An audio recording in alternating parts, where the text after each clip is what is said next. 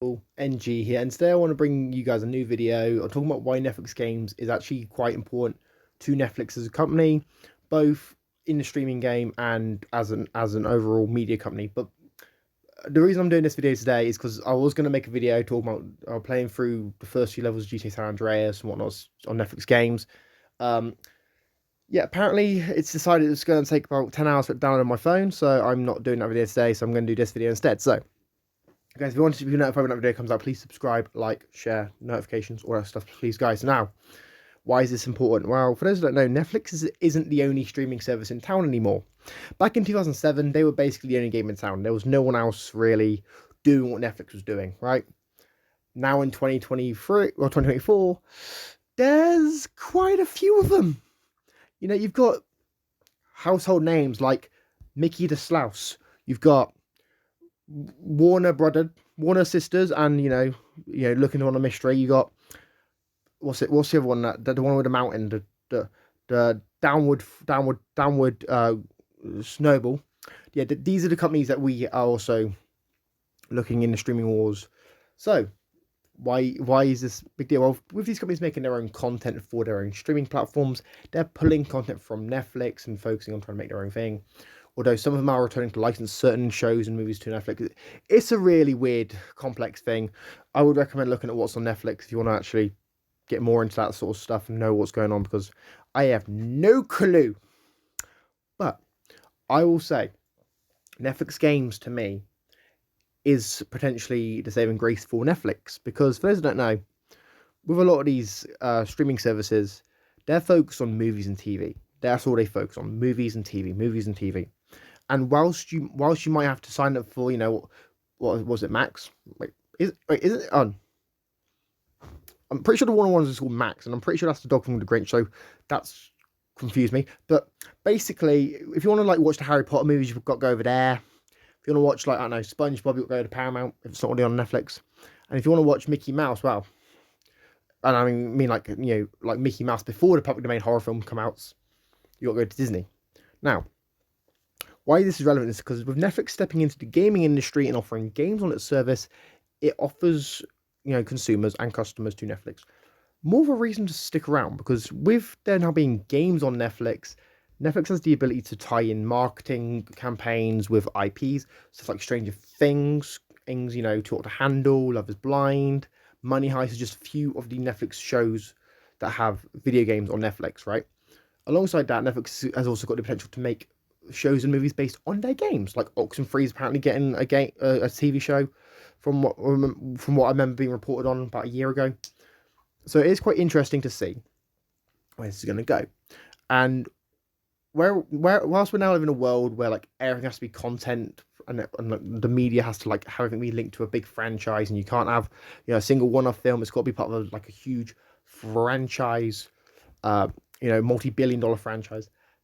This is a good play, because Netflix can easily just use its franchises to its advantage. They can also use its huge customer base to its advantage as well, and get people to stick around by playing games based on their favorite Netflix shows. However, this is the best part, because unlike Netflix, most of the other media companies like Universal and Disney don't have huge game libraries. The game libraries they have exist, or in the case of Disney, and in the case of Universal and Paramount, all their stuff is licensed. Everything that all the stuff based on their properties is licensed. So if Netflix wanted to, they could probably come in, throw a few punches and walk out. They haven't got to worry, because they already have a game library. The only real company in the streaming wars that actually has a library of games which can actually really compete with Netflix is Warner Brothers, because Warner Brothers actually has a game library. They've had a game publisher for decades, and they own the libraries of a bunch of defunct arcade companies as well. And yeah, Warner just is the only other company that can really try, but Warner isn't going to try. We've seen Warner Brothers is not in the best financial situation right now. They've been part of a massive merger. They're trying to pay off all their debts and whatnot as well. We're literally watching as companies like Netflix just come in with billions of dollars in capital, thousands of IPs to just throw at the wall, and we're seeing what happens. You know, this game I'm playing right now is not actually an IP Netflix originally made. It's one they acquired when they bought a game developer in 2023.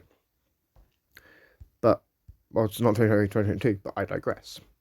Now, will we see Netflix make a big deal and Netflix, come forward with a huge new $1 billion strategy to outpace the other streaming services? I think they've already got one. I think the idea of Netflix offering games it's a unique idea because a lot of people basically want a convenient way to access a lot of media. And if Netflix can offer you films, TV shows, and games all for a cheap monthly price, I think that makes a lot of sense.